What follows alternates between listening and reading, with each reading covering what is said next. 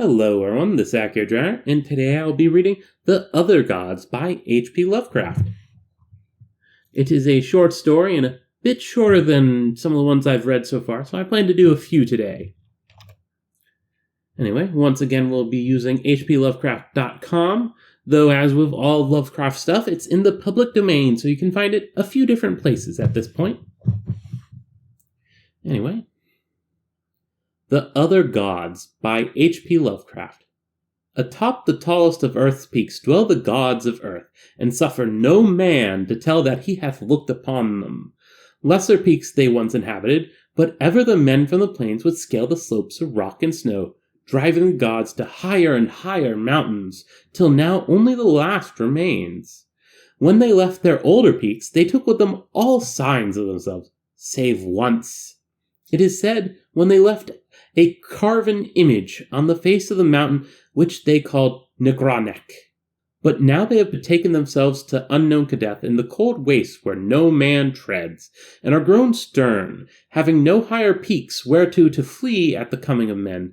They are grown stern, and where once they suffered men to displace them, they now forbid men to come, or coming to depart. It is well for men that they know not of Kadeth in the cold waste, else they would seek injudiciously to scale it. Sometimes when earth's gods are homesick, they visit in the still night the peaks where once they dwelt, and weep softly as they try to play in the olden way on remembered slopes. Men have felt the tears of the gods on white-capped Thuray, though they have thought it rain, and have heard the sighs of the gods at the plaintive dawn winds of Lyrion. In cloud ships the gods are wont to travel, and wise cotters have legends that keep them from certain high peaks at night, when it is cloudy, for the gods are not lenient as of old. In Ulthar, which lies beyond the river Sky, once dwelt an old man avid to behold the gods of earth, a man deeply learned in the 7 cryptical books of Hisan, and familiar with the Nakadic manuscripts of distant and frozen Lumar. His name was Barzai the Wise, and the villagers tell of how he went up a mountain on the night of the strange eclipse. Barzai knew so much of the gods that he could tell of their comings and goings, and guessed so many of their secrets that he was deemed half a god himself.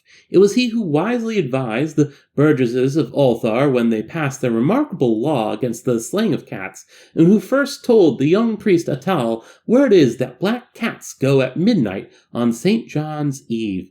Barzai was learned in the lores of Earth God, and had gained a desire to look upon their faces. He believed that his great secret knowledge of gods could shield him from their wrath, so resolved to go up to the summit of high and rocky Hafeg Kla on a night when he knew the gods would be there. Hafeg Kla is far in the stony desert beyond Hafeg, for which it is named, and rises like a rock statue in a silent temple. Around its peak the mists play always mournfully, for mists are the memories of the gods, and the gods loved Hafeg Kla when they dwelt upon it in the old days. Often the gods of earth visit Hethekklog in their ships of cloud, casting pale vapors over the slopes as they dance reminiscently on the summit under a clear moon. The villagers of Hetheg say it is ill to climb Hethekklog at any time, and deadly to climb it by night when pale vapors hide the summit and the moon. But Barzai heeded them not when he came from neighboring Ulthar with the young priest Atal, who was his disciple.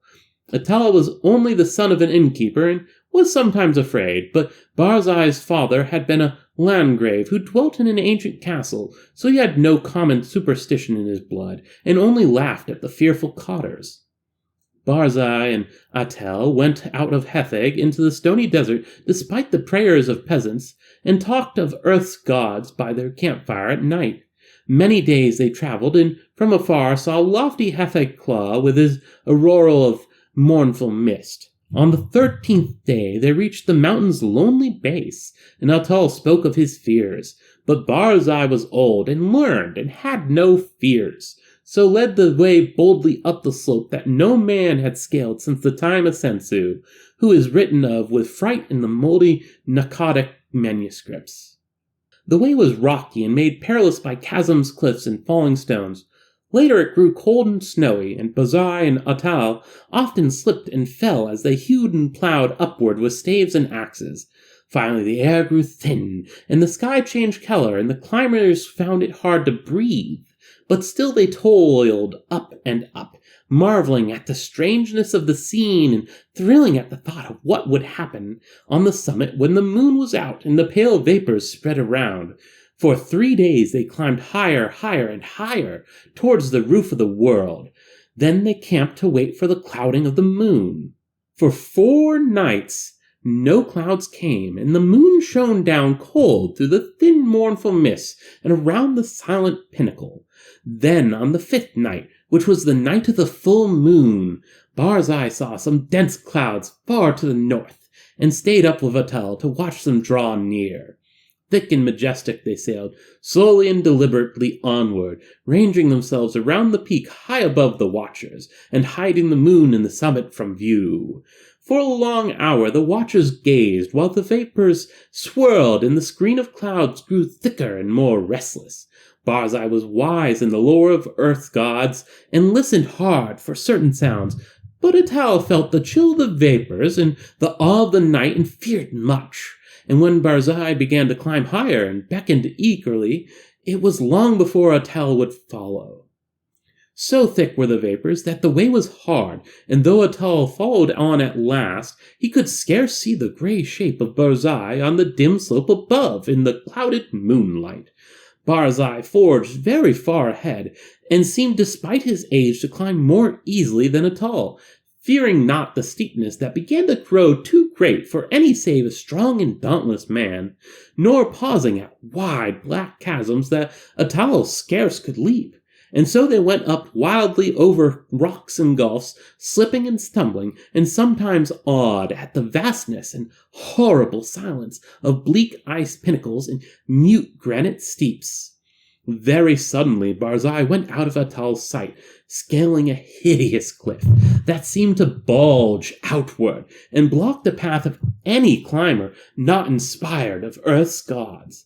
Atal was far below, and planning what he should do when he reached that place, when curiously he noticed that the light had grown strong, as if the cloudless peak and moonlit meeting place of the gods were very near. And as he scrambled on toward the bulging cliff and litten sky, he felt fears more shocking than any he had ever known before. Then through the high mist he heard the voice of unseen Burzai shouting wildly in delight. I have heard the gods, I have heard Earth's gods singing in reveille on Akhier. The voices of Earth's gods are known to Burzai the prophet. The mists are thin and the moon is bright, and I shall see the gods dancing wildly on Akhier that they loved in youth. The wisdom of Burzai hath made him greater than Earth's gods, and against his will their spells and barriers are as naught. Burzai will behold the gods, the proud gods, the secret gods, the gods of earth who spurn the sight of men. Atal could not hear the voices Burzai heard, but he was now close to the bulging cliff and scanning it for footholds. Then he heard Burzai's voice grow shriller and louder. The mists are very thin, and the moon casts shadows on the slope. The voices of Earth's gods are high and wild, and they fear the coming of Burzai the Wise, who is greater than they. The moon's light flickers as Earth's gods dance against it. I shall see the dancing forms of the gods that leap and howl in the moonlight. The light is dimmer, and the gods are afraid. Whilst Burzai was shouting these things, Atal felt a spectral change in the air, as if the laws of earth were bowing to greater laws. For though the way was steeper than ever, the upward path was now grown fearsomely easy, and the bulging cliff proved scarce an obstacle when he reached it, and slid perilously up its convex face. The light of the moon had strangely failed as Atal plunged upward through the mist. He heard Burzai the Wise shrieking in the shadows. The moon is dark, and the gods dance in the night. There is terror in the sky, for upon the moon has sunk an eclipse foretold in no books of men or of earth's gods. There is unknown magic on Hethekla, for the screams of the frightened gods have turned to laughter, and the slopes of ice shoot up endlessly into the black heavens whither I am plunging. High, high, at last, in the dim light I behold the gods of earth.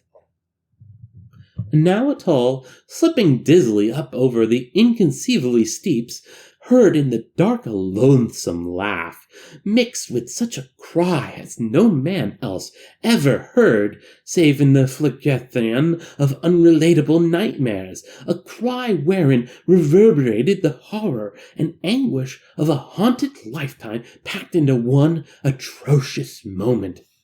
The other gods, the outer hells that guard the feeble gods of earth, look away, go back, do not see the vengeance of the infinite abysses, that cursed, that damnable pit. Merciful gods of earth, I am falling into the sky. And as Atal shut his eyes and stopped his ears and tried to jump downward against the frightful pull from unknown heights, there resounded on Hethekla that terrible peal of thunder, which awaked the good cotters of the plains and the honest burgesses of Hetheg and Nir and Ulthar, and caused them to behold through the clouds that strange eclipse of the moon that no book ever predicted. And when the moon came out at last, Atal was safe on the lower snows of the mountain without sight of earth's gods or of the other gods. Now it is told in the moldy Akkadic manuscripts that Sensu found naught but wordless ice and rock when he climbed Hethekla in the youth of the world. Yet when the men of Uther and Nur and Hetheg crushed their fears and scaled that haunted steep by day in search of Barzai the Wise, they found graven in the naked stone of the summit a curious encyclopean symbol 50 cubits wide, as if the stone had been riven by some titanic chisel. And the symbol was like to one that learned men have discerned in those frightful parts of the Akkadic manuscripts, which are too ancient to read. This they found. Barzai the Wise they never found, nor could the holy priest Atal ever be persuaded to pray for his soul's repose. Moreover, to this day, the people of Uthar, Nur, and Hetheg fear eclipses, and pray by night when pale vapors hide the mountaintop and the moon, and above the mists on Hethekla, earth's gods sometimes dance reminiscently, for they know they are safe, and love to come from unknown Kadath in ships of cloud and play in the olden ways, as they did when earth was new and men did not give in to the climbing of inaccessible places. And that was The Other Gods. I hope you enjoyed.